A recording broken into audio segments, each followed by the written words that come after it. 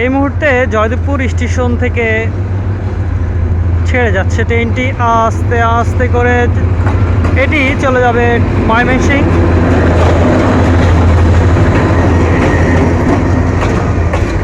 এখন সময় হচ্ছে 11টা বাজে 16 মিনিট। এটি ময়মনসিংহের উদ্দেশ্যে আস্তে আস্তে কিন্তু জয়দেবপুর স্টেশন থেকে ছেড়ে যাচ্ছে। এটি ঢাকা কমলাপুর থেকে ছেড়ে আসা ট্রেনটি এয়ারপোর্ট হয়ে জয়দেবপুরে আসলো। এখন জয়দেবপুর থেকে আস্তে আস্তে করে চলে যাচ্ছে ময়মনসিংহে। এখন 11টা বাজে 16 মিনিট। এই ট্রেনটি চলে যাবে ময়মনসিংহ। যারা ময়মনসিংহে যান অবশ্যই টিকিট সংগ্রহ করে দেবেন, টিকিট ছাড়া ভ্রমণ করবেন না।